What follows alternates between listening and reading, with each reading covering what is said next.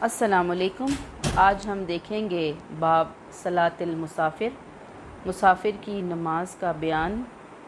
نحمدہ و نصلی علی رسولہ الکریم، اما بعد فاعوذ باللہ من الشیطان الرجیم، بسم اللہ الرحمن الرحیم۔ رب اشرح لی صدری ویسر لی امری واحلل عقدۃ من لسانی یفقہوا قولی ربی زدنی علما۔ سفر کا مفہوم، یعنی سفر کس کو کہیں گے؟ سفر دوری اور گھر سے نکلنے کا نام ہے۔ سفر میں وہ سہولتیں اور آسائشیں نہیں ہو سکتی جن کا انسان گھر میں عادی ہوتا ہے۔ اسی کے پیش نظر شریعت نے کئی احکام میں تخفیف کر دیا، یعنی ریلیکس کر دیا شریعت نے، کیونکہ وہ چیزیں نہیں ہیں جو انسان گھر میں استعمال کر سکتا ہے، کیونکہ اسلام دین فطرت ہے اور اپنے احکام فطرت انسانیہ پر ہی ترتیب دیتا ہے۔ وہ انسان کے لیے فطرت اس نے بنائی ہوئی ہے چیزوں میں۔ اللہ تعالیٰ قرآن پاک میں کہتا ہے لا یکلف اللہ نفسا الا وسعہا۔ اللہ تعالیٰ کسی آدمی کو اس کی طاقت سے زیادہ شرعی احکام کا پابند نہیں کرتا۔ جتنی اس کی وسعت ہے اتنا ہی اللہ اس کے اوپر بوجھ ڈالتا ہے۔ یہی وجہ ہے کہ سفر کی حالت میں نماز کی رکعتیں کم کر دی گئی ہیں۔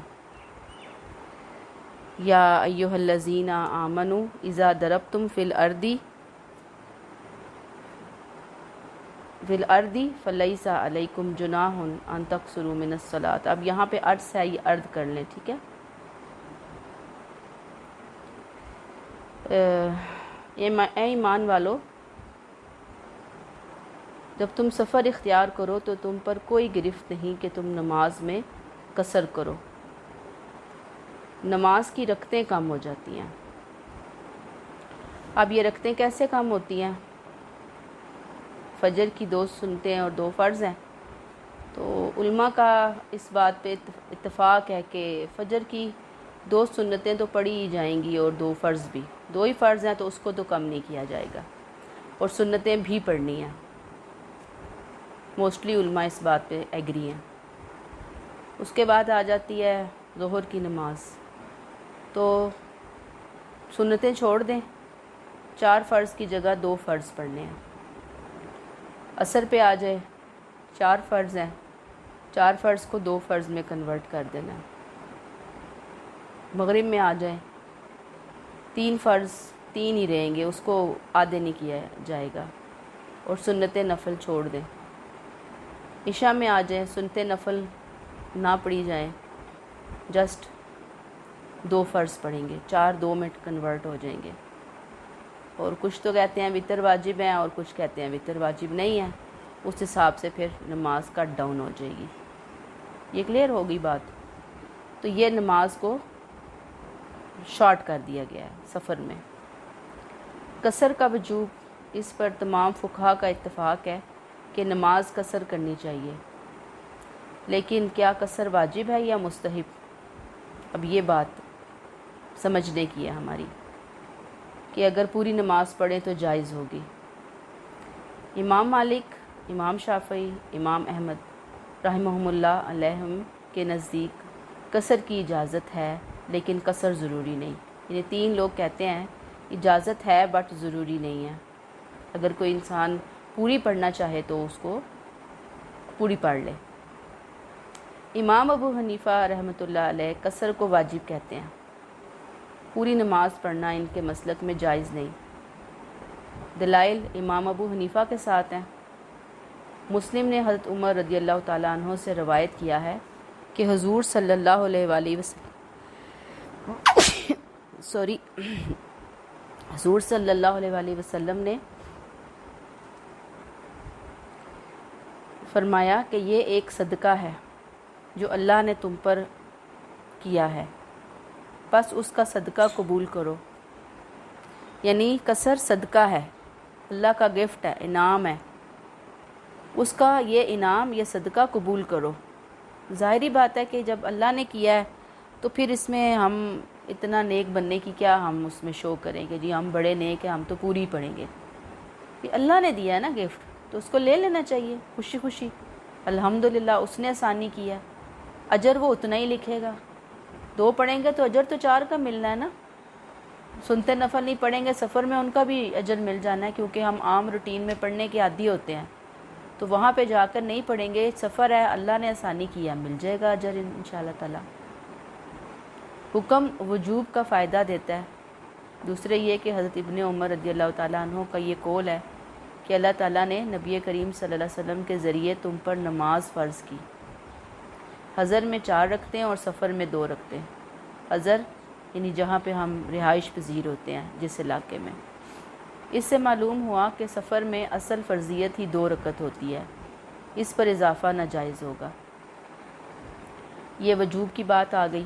اب یہ آپ نے جو اختلاف ہے، 3 امام ایک طرف ہیں، امام ابو ایک حنیفہ ایک طرف ہیں، ان کے دلائل کیا ہیں، تشریح میں آپ کو یہ رٹا ہوا ہونا چاہیے. سفر کی مسافت میں ائمہ کا مسلک، کتنا سفر ہوگا تو قصر ہوگی. اب اس میں ائمہ کرام کیا کہتے ہیں. احناف کے نزدیک جس مسافت یا فاصلے کو سفر کا نام دیا جا سکتا ہے وہ 3 دن کا درمیانی رفتار کا سفر ہے، جس میں نہ زیادہ تیزی ہو نہ زیادہ تاخیر. راتیں اس میں شامل نہیں ہیں کیونکہ راتیں آرام کے لیے ہوتی ہیں. تو یہ 16 فرسنگ یا 48 میل کا سفر شرعی لحاظ سے سفر شمار ہوگا، یہ ان کا خیال ہے. 48 مائلز. امام مالک، شافعی اور امام احمد بن حنبل رحمۃ اللہ علیہ کے نزدیک 2 دن یا 1 رات دن کا سفر قصر کے لیے کافی ہے. 2 دن یا 1 رات اور دن کا سفر یعنی 24 گھنٹے. اب مسافر جس جگہ ٹھہرنے کا ارادہ کرے تو بھی حالت سفر کے احکام بدل جاتے ہیں. احناف نے ٹھہرنے کی مدت 15 روز مقرر کی ہے، یعنی کم از کم 15 دن آپ ٹھہریں گے. 15 دن سے کم، 15 دن اور اس سے کم کی مدت تو آپ قصر نماز پڑھیں گے. لیکن آپ 15 دن سے اوپر ٹھہرے، آدھا دن، 1 دن، 16 دن، مہینہ، تو پھر قصر نہیں ہوگی. امام مالک، امام شافعی کے ہاں اگر 4 دن ٹھہرنے کا ارادہ کیا تو مقیم سمجھا، یعنی بس 4 دن تک اگر کہیں ٹھہر رہے ہیں تو قصر کریں گے. 4 دن سے 5واں دن ہوگا تو قصر ختم ہو جائے گی. امام احمد کے نزدیک اتنی مدت ٹھہرنے کا ارادہ ہو جس میں 20 نمازیں ادا کرنی پڑیں تو مقیم تصور کیا جائے گا. 20 نمازیں یعنی وہ بھی 4 دن کی ہی بات ہے نا، 20 5 کا 20 5 روز کی پڑھیں گے. سیم ان کی بھی وہی امام مالک امام شافعی والی رائے ہے. ٹھیک ہے. اگر مسلمان کسی علاقے میں جہاد کی خاطر جائیں تو جس قدر مدت وہاں ٹھہریں گے قصر ہی پڑھتے رہیں گے، کیونکہ جہاد میں تو انسان کو ٹائم پیریڈ نہیں معلوم ہوتا کہ کب لڑائی ختم ہوگی اور کب یہاں سے قافلہ کوچ کرے گا. تو اگر وہ 10 سال بھی وہاں پہ رہے اس میدان جنگ میں، جس میں آج کل ہو کے اب جنگ اب دیکھیں کس کروٹ ختم ہوتی ہے کیا ہوتا ہے، تو وہاں پہ قصر ہی پڑی جائے گی. اب اس میں دیکھیں نا، اس زمانے میں تو اونٹ وغیرہ چلتے تھے یا پیدل انسان چلتا تھا، تو یہ 48 میل ہے. تو آج کل تو گاڑیوں میں 48 میل، یہ چھٹیوں میں ہم سفر طے کر لیتے ہیں. تو آج جو ہیں علماء کرام بس یہی کہتے ہیں کہ ہم جب گھر سے نکلے ہیں کہ 48 میل، یعنی جیسے سپوز یہاں سے میں نے اسلام آباد کا سفر کیا، تو اگر انسان چاہے تو یہاں پہ بھی قصر کر سکتا ہے. یعنی 1 گھنٹے کی مسافت ہے نا، میرے گھر سے 1.25 گھنٹہ اسلام آباد دور ہے، تو 1 گھنٹہ 1.25 گھنٹہ اگر میں دور جا رہی ہوں، مری جا رہی ہوں، سپوز آپ لوگ واک اینڈ کی طرف جا رہے ہیں، سپوز آپ لوگ پشاور لاہور تو چلے ہیں ہی تھوڑے دور دور نا، تو یہ جب آپ نکلیں گے نا اپنے گھر سے تو بس پھر راستے میں اپنے علاقے سے باہر نکلتے ہی، مسلم ٹاؤن سے باہر نکلتے ہی آپ قصر نماز سٹارٹ کر سکتے ہیں. اس باب میں مندرجہ ذیل مسائل بیان ہوئے ہیں. نمبر 1، جس سفر سے احکام شریعہ میں تبدیلی واقع ہوتی ہے اس کا فاصلہ 3 دن اونٹ کی رفتار سے یا انسان کے پیدل چلنے کا اندازہ ہے، اور اس میں پانی کا سفر معتبر نہیں، یعنی کشتی کا سفر یہ کہتے ہیں نہیں ہوگا. نمبر 2، احناف کے نزدیک 4 رکعت والی نماز میں قصر نماز 2 رکعت فرض ہے، اس سے زیادہ جائز نہیں. اگر 4 رکعت پڑھ لے اور درمیان میں دوسری رکعت پر قاعدہ کیا تھا تو 2 رکعت فرض اور باقی 2 نفل ادا ہو جائیں گی. اگر دوسری رکعت پر قادہ نہیں کیا تو اس کی فرض نماز باطل ہو گئی اور چاروں رکعتیں نفل میں تبدیل ہو گئیں۔ جب مسافر اپنے شہر کے گھروں سے آگے بڑھ جائے تو نماز قصر پڑھے، یعنی میں نے آپ کو بتایا مسلم ٹاؤن سے نکلیں گے ہی نماز قصر سٹارٹ۔ جب کسی جگہ 15 روز یا اس سے زیادہ ٹھہرنے کا ارادہ ہو تو پوری نماز، یعنی 15 دن پلس آگے۔ اگر کسی مقام پر 15 دن ٹھہرنے کا ارادہ نہ ہو بلکہ یہ خیال ہو کہ آج یا کل چلا جاؤں گا تو 2 رکعت ہی پڑھے، اگرچہ وہاں سالوں تک مقیم رہے۔ اگر اسلامی فوج دشمن کی سرزمین میں داخل ہو کر یہ نیت کرے کہ 15 دن ٹھہریں گے تو نماز قصر کریں۔ پھر مسافر مقتدی امام کے پیچھے پوری نماز پڑھے، یعنی آپ کہیں گئے ہیں سفر میں، سپوز آپ گجر خان گئے ہیں اور وہاں پہ جا کر ان کی مسجد میں نماز ادا کرنی ہے، تو وہ تو جو مولوی صاحب ہیں وہ اسی علاقے کے رہنے والے ہیں نا، تو ان کو مقیم امام کہیں گے۔ تو یہ جو مسافر ہے ان کے پیچھے جا کر اگر جماعت سے کھڑا ہوا ہے تو پھر اس کو پوری ہی نماز پڑھنی ہے۔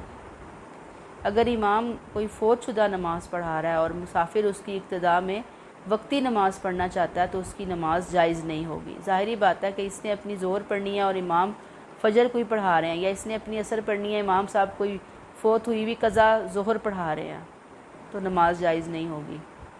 جب مسافر مقیم لوگوں کی امامت کرائے تو 2 رکعت پڑھائے، یعنی یہاں سے کوئی بندہ گیا ہے پشاور تو اس نے لوگوں نے کہا کہ آئیں آپ جماعت کروائیں، تو جب وہ جماعت کرائے گا تو 2 رکعت کی ہی جماعت کرائے گا۔ مقیم لوگ پھر اپنی نماز 4 رکعت پوری کریں گے۔ مستحب یہ ہے کہ جو مسافر ہے وہ اپنے ان لوگوں کو کہہ دے کہ اپنی نماز پوری کرو، ہم مسافر ہیں، یعنی 2 رکعت یہ پڑھ کر سائڈ پہ ہو جائے گا اور مسافر لوگ جو ہیں وہ اپنی 2 رکعت ایکسٹرا خود پڑھیں گے، وہ نہیں سلام پھیریں گے۔ مسافر جب اپنے شہر میں داخل ہو تو پوری نماز پڑھے، اگرچہ ٹھہرنے کی نیت نہ ہو۔ اب یہ بھی ایک مسئلہ ہے، مثلا آپ کا ایک گھر جو ہے وہ مری میں ہے اور ایک گھر آپ کا یہاں پہ ہے، وہ بھی اپنا گھر ہے اور یہاں پہ بھی آپ کرائے پہ رہ رہے ہیں یا اپنا ہے۔ اب آپ کبھی کبھار وہاں جاتے ہیں، تو آپ جب وہاں پہ گئے ہیں تو مطلب اپنے شہر میں گئے ہیں نا، تو انہوں نے کہا کہ وہاں پہ جب گئے ہیں اپنے شہر میں اپنے گھر میں تو پوری نماز پڑھنی ہے اگرچہ ٹھہرنے کی نیت نہ ہو، یعنی دیکھیں جب آپ گئے ہیں مری نہیں، آپ یہاں پہ رہے ہیں نا، تو آپ مری گئے ہیں یہاں آئے ہیں، اب آتے جاتے رہتے ہیں، تو اب اس میں جو رائے ہے نا ایک وہ یہی ہے کہ جب آپ یہاں پہ آ رہے ہیں نا، چاہے آپ تھوڑے دن کے لیے آ رہے ہیں، چاہے آپ 5 دن کے لیے آ رہے ہیں، 10 دن کے لیے آ رہے ہیں اپنے اس شہر میں، کیونکہ اب آپ کی مستقل رہائش زیادہ ٹائم مطلب 8 مہینے آپ یہاں گزارتے ہیں، 9 مہینے 3 مہینے وہاں گزارتے ہیں، تو جہاں آپ زیادہ ٹائم گزارتے ہیں یہ آپ کا اب شہر یہ والا ہے، تو پوری نماز پڑھنی ہے۔ جب کوئی شخص اپنے وطن کو چھوڑ کر کسی دوسرے شہر میں جا بسے، پھر جب پہلے وطن کا سفر کرے گا تو نماز قصر کرے گا۔ سپوز آپ مری گئے ہیں 3 مہینے کے لیے، آپ مری جاتے ہیں تو 3 مہینے کے لیے تو آپ قصر نہیں کریں گے، لیکن اگر آپ مری ویسے ہی گھومنے پھرنے گئے ہیں، آپ کا اپنا گھر ہے وہاں پر، تو وہاں پر آپ قصر ہی کریں گے۔ مسافر اگر مکہ اور منی میں 15 دن قیام کی نیت کرے تو بھی نماز قصر سے پڑھے گا، یعنی مکہ اور منی میں 15 دن قیام کی نیت کرے تو قصر پڑے گا، لیکن وہاں پہ تو لوگ نہیں قصر پڑھتے، اس وجہ سے کہ وہاں پہ تو امام صاحب جو نماز پڑھا رہے ہوتے ہیں تو لوگوں کی اپنی اتنی سعادت محسوس کرتے ہیں کہ وہ امام صاحب کے پیچھے جا کر پوری نماز پڑھتے ہیں۔ مسافر 2 نمازیں عملاً تو اکٹھی پڑھ سکتا ہے، وقتاً نہیں، یہ میں اینڈ میں آپ کو کلیئر کروں گی۔ امام ابو حنیفہ کے نزدیک کشتی میں بیٹھ کر نماز پڑھنا ہر حالت میں جائز ہے، اور صاحبین کے نزدیک بلا عذر جائز نہیں ہے۔ سفر کی فوت شدہ نمازیں حضر میں 2 رکعت، سفر میں فوت ہوئی ہیں نماز، یعنی ظہر آپ نے سفر میں پڑھنی تھی تو 2 رکعت پڑھنی تھی، نہیں موقع ملا، آپ گھر پہنچ گئے ہیں تو گھر آئے ہیں تو اب آپ 2 ہی رکعت پڑھیں گے۔ حضر کی فوت شدہ نماز سفر میں 4 رکعت ہی پڑھیں گے۔ آپ نے گھر سے 4 رکعت فرض ظہر پڑھ کے نکلنا تھا یا 4 رکعت فرض عصر پڑھ کے نکلنا تھا، لیکن ہوا کیا کہ جب آپ کو وقت ہی نہیں ملا، آپ نے کہا اچھا میں راستے میں پڑھتی ہوں، ہے عصر کا ٹائم ابھی ختم نہیں ہوا، آپ عصر کے ٹائم میں ہی نکل گئے ہیں سفر میں، اور آپ راستے میں جا کر اب نماز پڑھیں گے تو وہ قصر نہیں پڑھیں گے، وہ کہتے ہیں کہ پوری نماز پڑھی جائے گی وہاں پر، ٹھیک ہے۔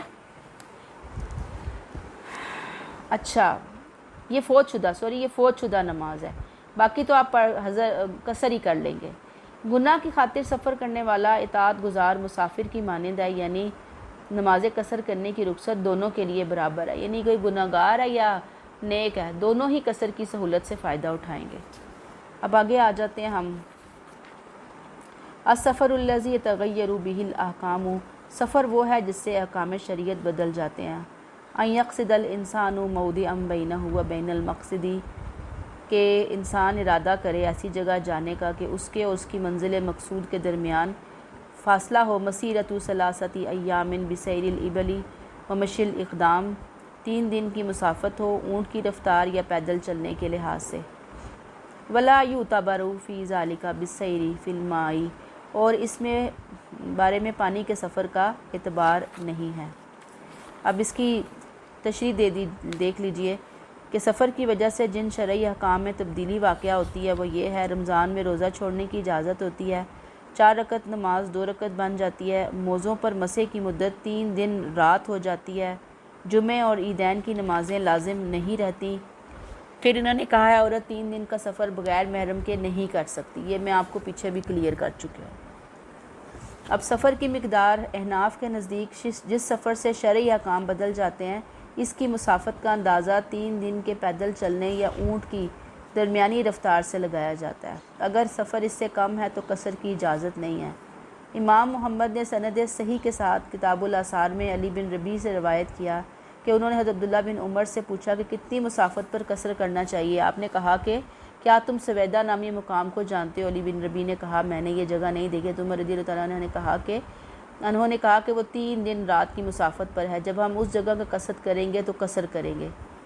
ابن عمر رضی اللہ تعالیٰ عنہ کا یہ بھی قول ہے کہ عورت محرم کے بغیر 3 دن کی مسافت کا سفر نہیں کر سکتی۔ پھر مسلم، نسائی، ابو داؤد، مسند احمد اور کئی دوسری کتب حدیث میں صحیح حدیث سے یہ ثابت ہوتا ہے کہ موزوں پر مسح کی مدت مقیم کے لیے 1 دن رات اور مسافر کے لیے 3 دن رات ہے۔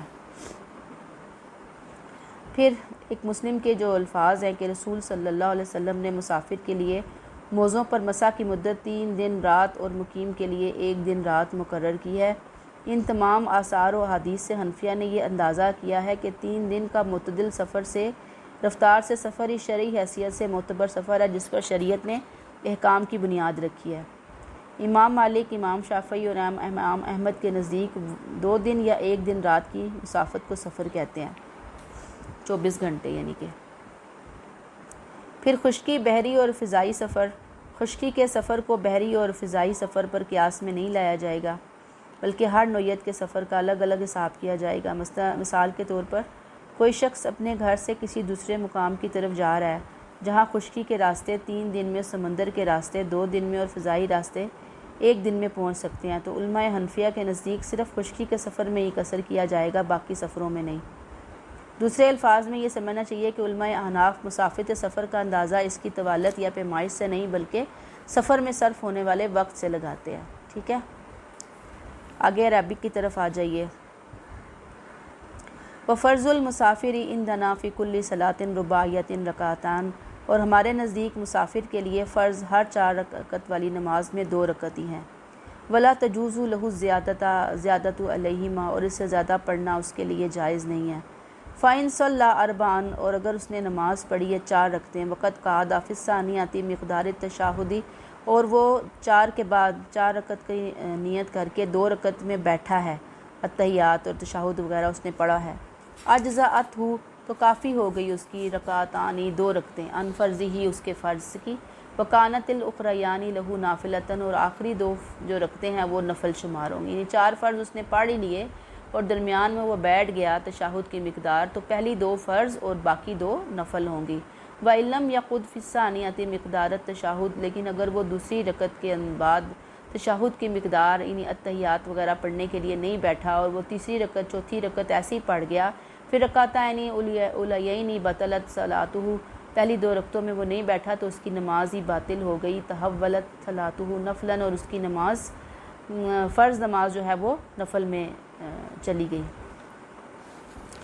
پھر اس کے علاوہ اس کی تشریح پہ آ جاتے ہیں قصر کا وجوب، کہ سفر میں نماز قصر کر کے پڑھنا احناف کے نزدیک واجب ہے، یعنی اگر قصر نہ کرے تو نماز جائز نہیں ہوگی، یہ واجب ہے۔ امام مالک، شافعی، امام احمد بن حنبل رحمۃ اللہ علیہ کہتے ہیں کہ یہ رخصت ہے، 4 رکعت پڑھے تو بھی جائز ہے، قصر کر کے 2 رکعت پڑھے تو بھی جائز ہے۔ احناف کی دلیل بخاری اور مسلم کی یہ حدیث ہے۔ حضرت عبداللہ بن عمر رضی اللہ تعالیٰ عنہ فرماتے ہیں کہ میں رسول صلی اللہ علیہ وسلم کے ساتھ رہا، سفر میں 2 رکعتوں سے زیادہ نہیں پڑھتے تھے۔ ایسے ہی ابو بکر رضی اللہ تعالیٰ عنہ، ابو عمر رضی اللہ تعالیٰ عنہ، عثمان رضی اللہ تعالیٰ عنہ بھی 2 رکعت نماز پڑھتے تھے۔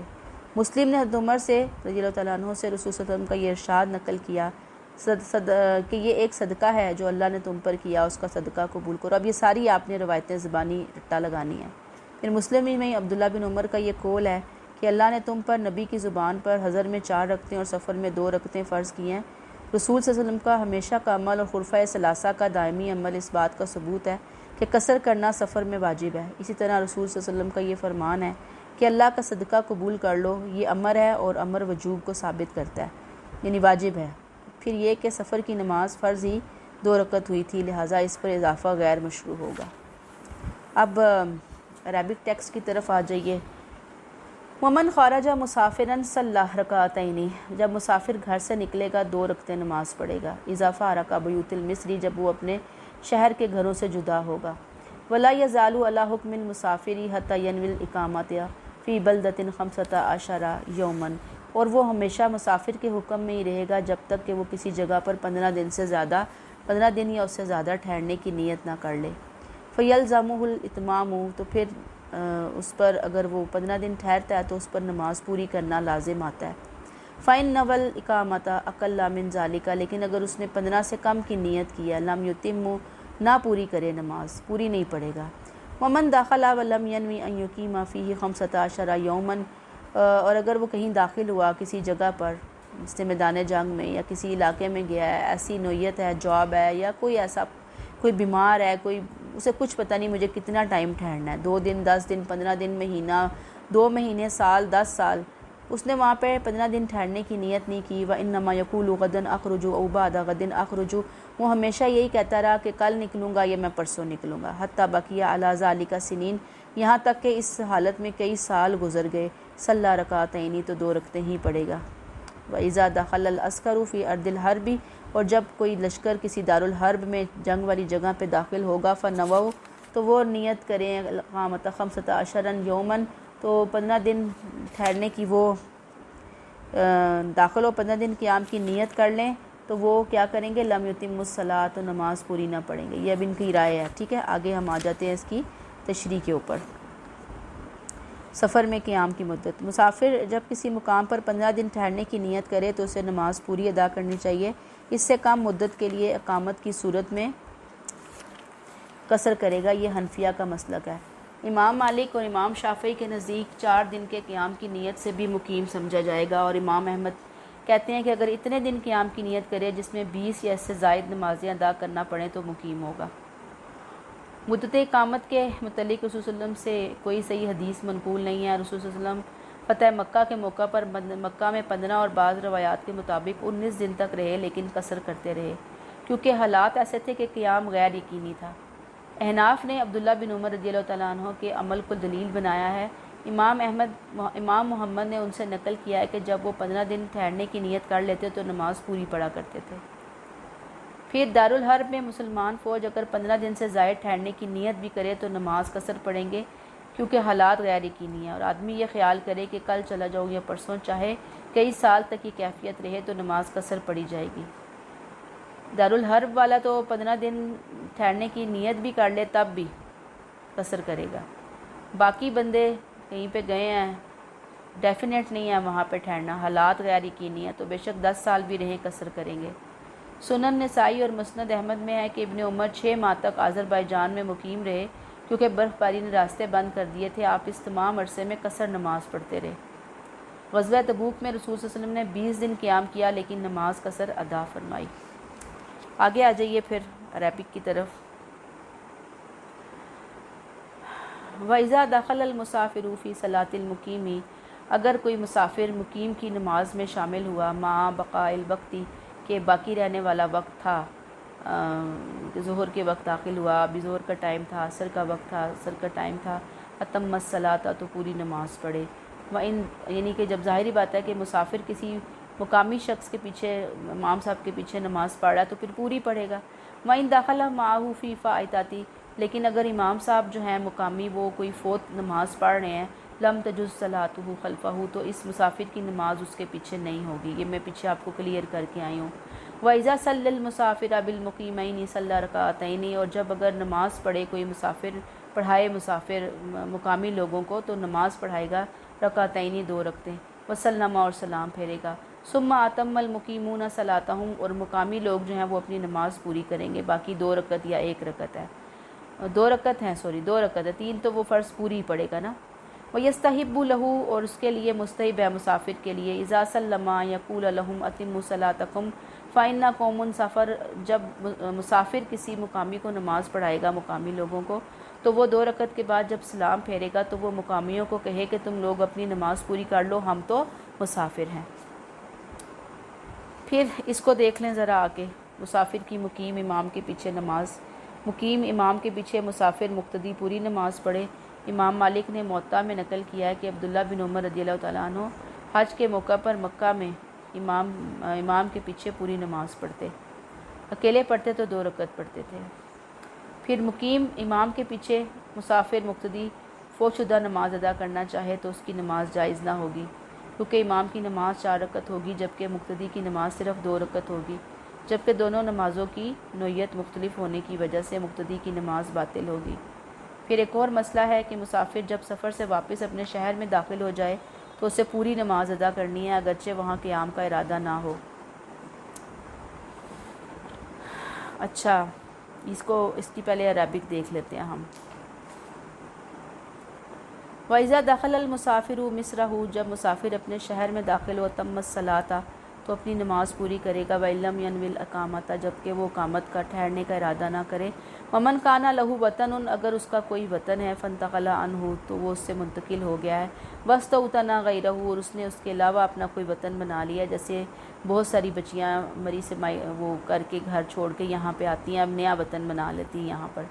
ثم سافر فدخل وطنه الاول، پھر کوئی سفر کرتا ہے اور وہ اپنے پہلے گھر جاتا ہے، پہلے وطن جاتا ہے، لم یتم الصلاۃ، تو پوری نماز نہیں پڑھے گا۔ واذا نوى المسافر ان یقیم بمکہ ومنی، اور اگر کسی مسافر نے نیت کی ہے مکہ اور منی میں قیام کی، 15 یوم، 15 دن کی، لم یتم الصلاۃ، تو وہ نماز پوری نہ کرے گا۔ اس کی تشریح پہ آ جائیے کہ مسافر جب سفر سے واپس اپنے شہر میں داخل ہو جائے تو اسے پوری نماز ادا کرنی ہوگی، اگرچہ وہاں قیام کا ارادہ نہ بھی ہو، کیونکہ وطن واپسی کے ساتھ ہی احکام سفر معطل ہو جاتے ہیں، پھر قیام کا سوال خارج از بحث ہو جاتا ہے۔ صحیحین میں انس سے روایت ہے رضی اللہ تعالیٰ عنہ سے کہ ہم نبی کے ساتھ مدینہ سے مکہ کی طرف نکلے تو آپ 2 رکعتیں نماز پڑھتے تھے، یہاں تک کہ ہم مدینہ لوٹ آئے۔ پوچھا گیا مکہ میں کتنے دن قیام کیا؟ فرمایا 10 دن۔ اس حدیث سے یہ بات بھی ثابت ہوگی کہ اگر کوئی آدمی ایک وطن کو چھوڑ کر دوسرا وطن اختیار کرے، پھر پہلے وطن میں جانے سے بھی مسافر شمار ہوگا، جیسے کہ رسول صلی اللہ علیہ وسلم نے مکہ میں جو آپ کا پہلا وطن تھا نماز میں قصر کیا تھا۔ ہوپفلی یہ آپ کو سمجھ آ گئی ہوگی بات۔ آگے پھر ایک اور کریٹیکل مسئلہ ہے ڈسکس ہو رہا ہے، وَجَمْعُ بَيْنَ الصَّلَاتَيْنِ لِلْمُسَافِرِ، مسافر کے لیے 2 نمازوں کو جمع کرنا یجوز جائز ہے، فعلاً فعل عمل کے اعتبار سے، ولا یجوز وقتاً وقت کے اعتبار سے جائز نہیں ہے۔ یہ میں سمجھاتی ہوں آپ کو، یہ 2 رکعتیں جمع بین الصلاتین کا حکم ہے، اس کو آپ تشریح میں آ جائیے مسئلہ، یعنی 2 نمازوں کو اکٹھا ادا کرنا۔ 2 صورتیں ہیں، ایک یہ کہ 2 نمازوں کو ایک ہی نماز کے وقت میں ادا کیا جائے، مثلاً ظہر کو عصر کے وقت میں یا عشاء کو مغرب کے وقت میں اکٹھا ادا کیا جائے۔ دوسری صورت یہ ہے کہ ایک نماز کو دیر سے پڑھا جائے اور دوسری نماز کو اول وقت میں پڑھا جائے، مثلاً ظہر کو اتنا ڈیلے کیا جائے، مؤخر کیا جائے کہ آخری وقت میں پڑھا جائے، اور عصر کو اس کے ابتدائی وقت میں ادا کیا جائے۔ احناف کے نزدیک دوسری صورت جائز ہے اور پہلی صورت جائز نہیں ہے، یہ انڈر لائن کریں گے آپ بات۔ باقی تینوں امام پہلی صورت کو بھی جائز قرار دیتے ہیں۔ اب آپ دیکھیے کہ ایک نماز کو دوسری نماز کے ٹائم میں ادا کیا جائے، کیسے؟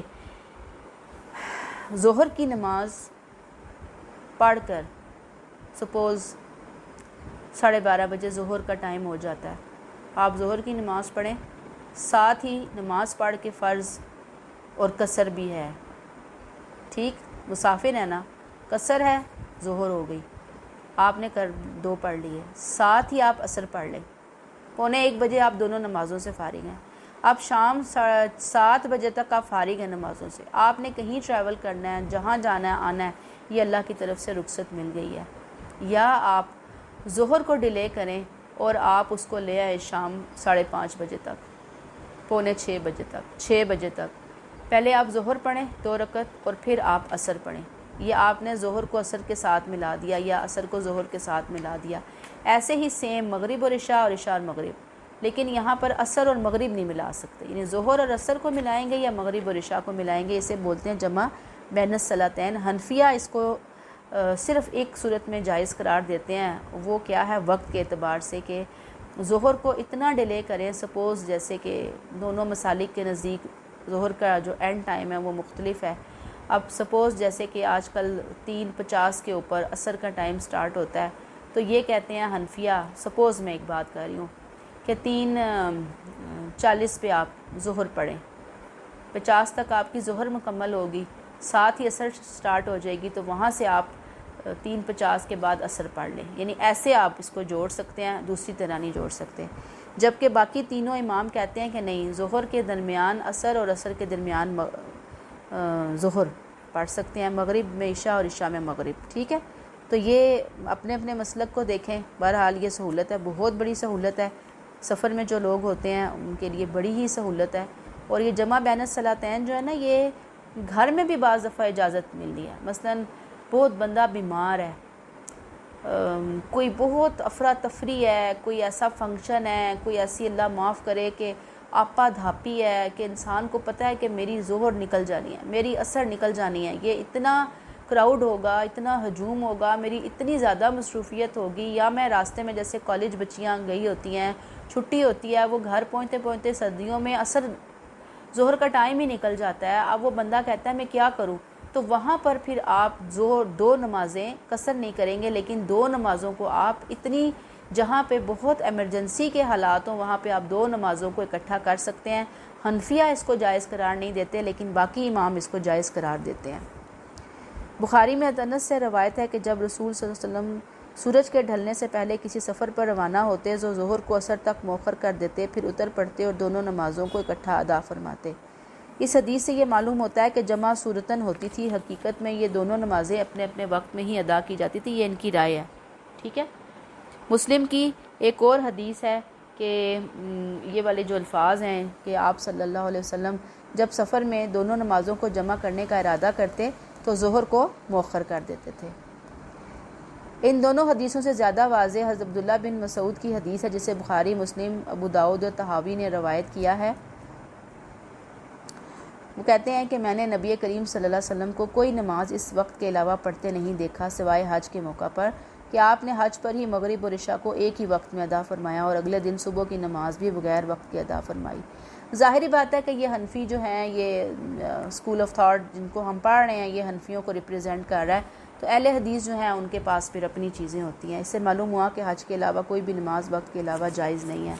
پھر اس کا عربک ٹیکسٹ دیکھ لیجئے، ولا یجوز وتجوز الصلاۃ فی سفینۃ قائدا علی کل حال عند امام ابو حنیفہ، کشتی میں ہر حالت میں بیٹھ کر نماز پڑھنا جائز ہے، جبکہ صاحبین کے بغیر نزدیک لا تجوز الا بعذر، صاحبین کہتے ہیں، امام ابو حنیفہ کہتے ہیں جائز ہے، صاحبین کہتے ہیں جائز نہیں ہے۔ ومن فاتتہ صلاۃ فی السفر قضاها فی الحضر رکعتین، سفر میں جس کی 2 رکعتیں قضا ہوئی ہیں وہ حضر میں بھی 2 رکعتیں پڑھے گا۔ ومن فاتتہ صلاۃ فی الحضر، جس کی حضر میں نمازیں قضا ہوئیں قضاها فی السفر اربعا، تو 4 ہی وہ سفر میں پڑھے گا۔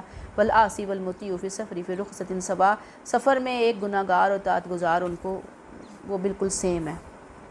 کشتی میں بیٹھ کر نماز پڑھنا امام ابو حنیفہ کے نزدیک بلا عذر جائز ہے، صاحبین بلا عذر کے بیٹھ کر جواز میں قائل نہیں ہے۔ پھر ابن سیرین کہتے ہیں کہ ہم نے کشتی میں انس کے ساتھ بیٹھ کر نماز ادا کی، اگر ہم چاہتے تو ساحل پر بھی نماز ادا کر سکتے تھے۔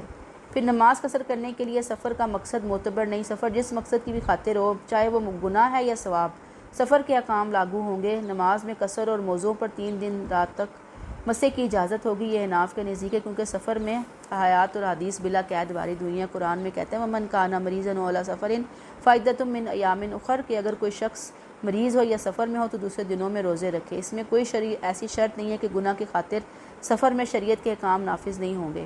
امام مالک، امام شافعی، امام احمد بن حنبل کے نزدیک قصر صرف اسی صورت میں کیا جائے گا جس کا مقصد جائز ہو۔ اگر سفر گناہ کے لیے ہے، مثلا چوری کی غرض سے سفر کیا جائے گا تو نماز میں قصر نہیں ہوگی۔ السلام علیکم۔